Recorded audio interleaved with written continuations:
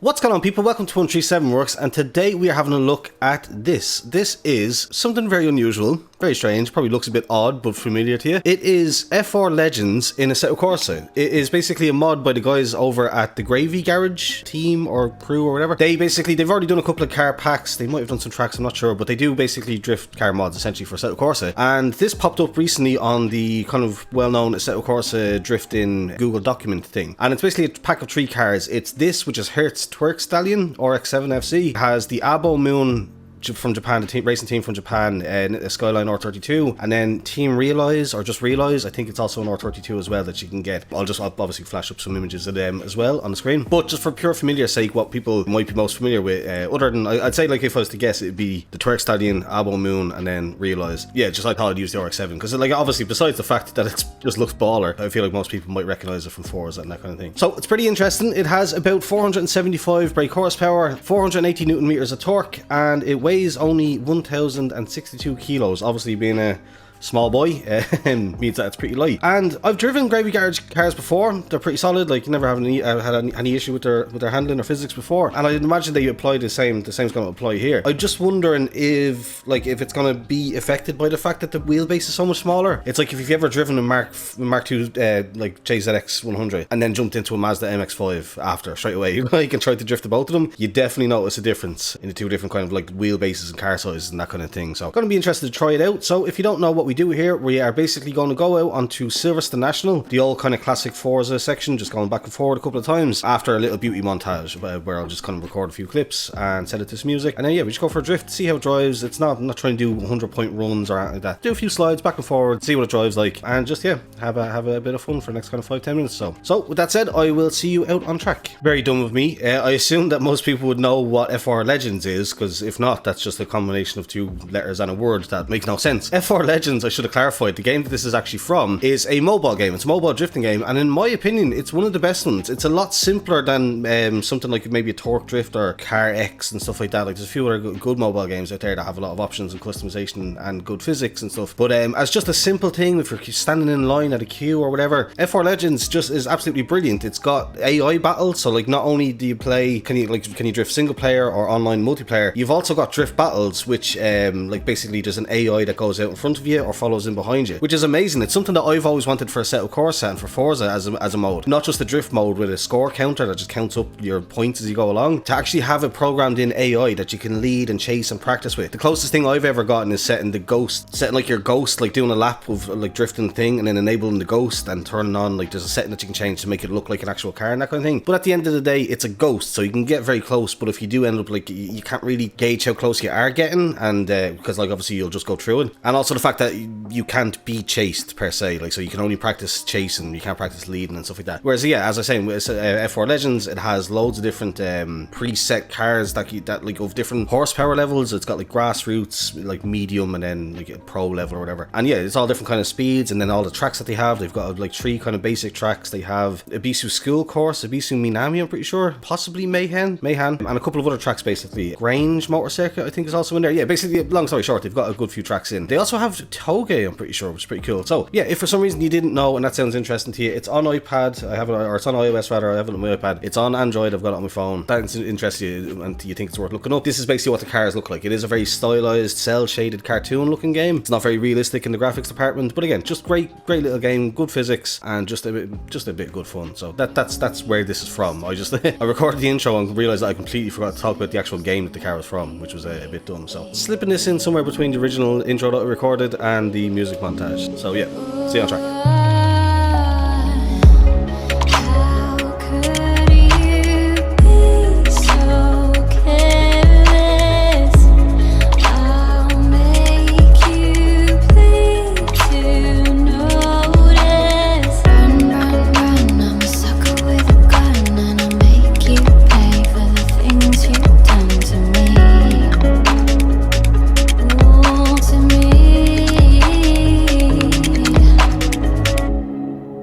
Alright, so here we are in the Twerkstallion from F4 Legends. and it's pretty cool. So it's all pretty low definition, low resolution, which is to be expected. That is the graphics of the game that it's coming from. Vertex of Vertex. I don't know if that's what the actual steering wheel in the game looks like, but yeah, definitely looks like the game, because again, the game has an in-car cockpit mode, so you can actually like compare directly. Yeah, it looks pretty good. It looks about what you'd be expecting. So let us have a little listen to the engine sound.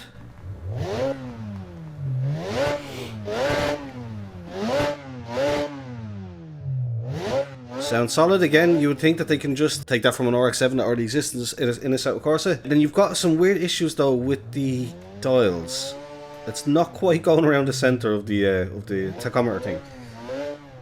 So not the greatest job there. And then also, it's also revving what looks to be... Sorry, the headset's fogging up a bit. Okay, that's the boost gauge. Okay, that's not as bad. I thought that was like the fuel gauge that was showing up as being revving. Yeah, look, there's not too much to kind of critique on the quality side, so I'm just going to pull back around. Oh, that's a weird visual bug on the glass. It's reflecting like the ground texture, I guess. So yeah, that is pretty distracting. It's like looking at, like, it's like staring directly into the static on an old TV, so not ideal. Like, honestly, you couldn't actually spend a whole lot of time in this, but let's just have a look around the outside. You can drive in third person, I guess. And I'm just pulling up to the section right now, so we're not actually going to take it for a drift until we get to the section. I want it to be a surprise when we actually pull up and are going to get going, but... I'm trying to get, so just under 400 horsepower, and only being about 1,000 kilos, like, it's not terribly fast, but it's not too slow. Like, I'm expecting it to feel kind of just basically like an MX-5 of sorts. So let's take it for a run.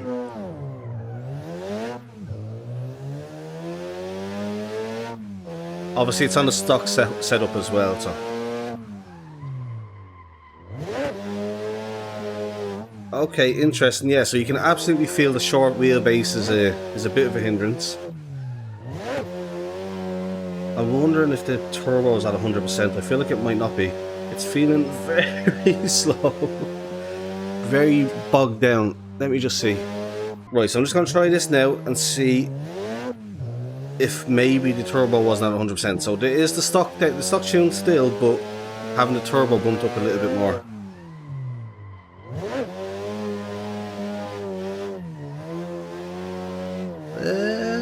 Not so sure, a little bit better, but yeah, look, we're losing steam by that point. And this is in third gear, like, I should be absolutely able to make it around these kind of corners in third gear. Now, again, I don't usually mess with the tunes for these kind of things, but in this case, if it is just a simple case of tweaking the gears a little bit, like, I don't see too much of an issue with that. So I'll try another couple of runs backwards and forwards and just see if maybe there's something in my driving style that I was doing. Ooh, miss shift. Pull in on the handbrake a lot. Maybe I'm getting on the handbrake a bit too early. I'm not bringing in as much speed as I thought I would. That's not so good. Yeah, see, now we're winding the limiter a little bit. It's like 2 just needs to be a little bit longer, and 3 just needs to be a little bit shorter. Sounds very good though. It's got a very nice limiter, to be fair. Although physics-wise, I have to say, like, again, I was expecting, like, I had pretty high hopes from the Gravy Garage guys. And yeah, you can see there, like, even in my kind of, like, highest-end drift cars, like, 117 in third gear would never be something that I'd be looking for, like. Typically, I would want third gear in the 90s, so maybe like 99 just to be safe. But again, I haven't touched anything else. It's on semi-slicks as well, which is pretty funny. But yeah, I'm just going to pull back around to the line then, and we will see you then. Right, also, I just realised as I was pulling to the line, to the start of the run, that I'm still in third-person view. As I said, as you could see in the headset, like, it's literally impossible. I wouldn't be able to even, you can barely even see out the windscreen in first-person in the cockpit. So, unfortunately, if that's not your thing, if you prefer to be in the cockpit view, that would probably put you off. That's basically why we are in third view for this test. Let's see now the gears. On the handbrake nice and early, bringing it around. Right. Although it caught itself, I was expecting it to wash out a lot wider than it did.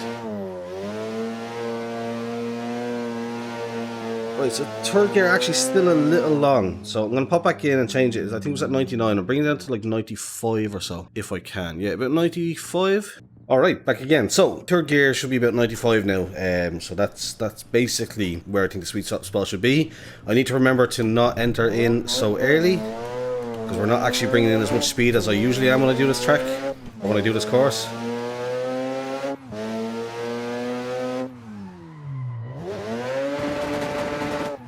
Wasn't my best entry. Put it over a little bit.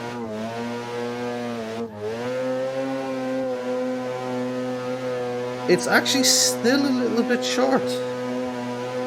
I think there's still 1 or 2 clicks that you can go down on, but to bring the final drive down. So I don't know. Maybe I'll just do that one more time, I think, and then because I think that's the third is still just a little bit too long. So 93 is basically 4.8 to 1. 93 in third gear is basically the best that we can do here. So right, definitely the last reset here. So we are at now. Yeah, the final drive is what I think it was a 4.8 to 1 or 4.8 to 1, which means that we should have like a 93 miles an hour third gear kind of setting sort of thing. But again, completely stock otherwise. I could probably mess with some suspension and stuff like that to make it kind of easier to get a bit more speed in. But just I want to get it pretty drivable before we give it a proper verdict. So let's see how we go.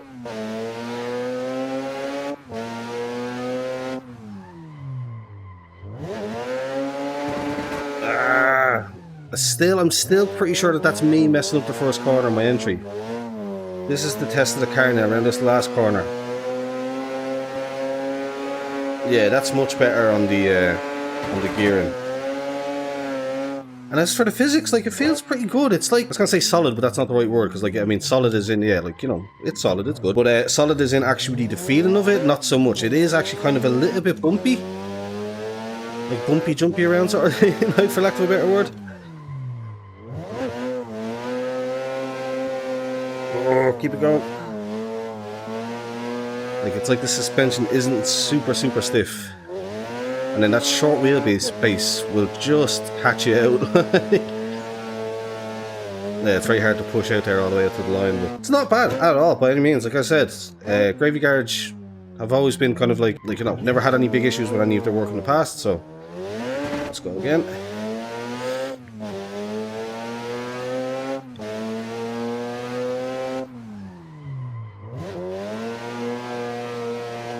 And then approach this time, kept it in court.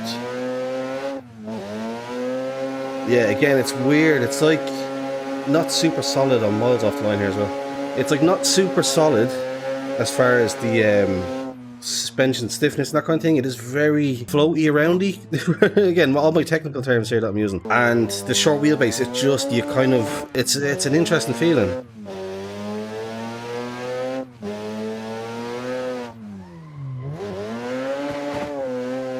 Flick entry there again, miles off the line though.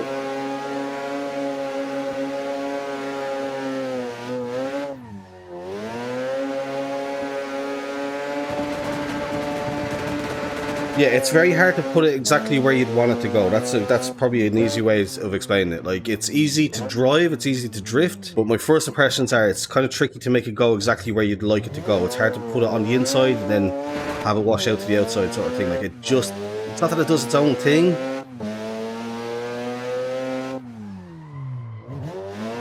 but just, yeah, the slight tweaks that you would need to make aren't super easy to make. On first glance, again though, like, this is literally my first drive. Like, these ones are kind of, I feel like they're getting a little bit better as I'm going. So maybe it's just a thing with practice. Always the case when you're driving a new car. Like, all these kind of opinions are purely first impression sort of things. Like, they're not it's not like it's not like I've messed with them all week and then like I'm giving a super informed opinion. It's just literally a first drive, how does it feel sort of thing.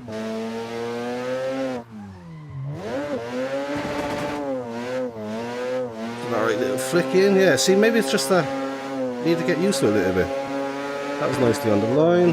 Now I want to bring it back inside. So that's the thing then, bringing it back inside and then being able to wash out wide here to the line. What I will say is they're an absolute blast. It's an absolute blast to drive. Like, if, as I said, I think a great combination would be to set up a server with you and a few of your mates, take out these 3 cars, and then go on to something like the GPK tracks and just have a laugh on the GPK, like short circuits. I think they'd be perfect for this. Like, that'd be a great idea for one of the Outrun Invitationals. Keenan, Aero, if you're watching this. I think an Outrun Invitational with battling these things would be an absolute blast. But yeah, I think I will do this last run to get back to the start line, and that should be it. I don't think I should need to do any more. It's having good fun, but it's definitely, I think I've pretty much kind of explained as much about it as I can. Just a great little novelty car that feels very good. Needs a bit of tweaking on the power side right off the bat, but again, without even touching the tune, while these aren't the best ones, they're not going to win me any competitions. You can see that it's absolutely drivable right out of the box sort of thing, with just a few little tweaks to the gearing ratios, which is kind of standard. Like on a track-to-track basis, like there's almost any, like pretty much every car that you'll ever drive will need some kind of tweaking to the gear ratios. So that's about it. I will finish off with some donuts, but yeah, the link will be in the description. Again, it's from the Google Drive thing that's got all the drift cars and packs and stuff like that. That gets updated. It was only updated recently. It hadn't been updated in quite a while, actually. These are two of the most recent updates on it. But yeah, that said, if you enjoyed it, please do leave a thumbs up. Subscribe if you're new here. Thanks for watching, and goodbye. Sweaty boy.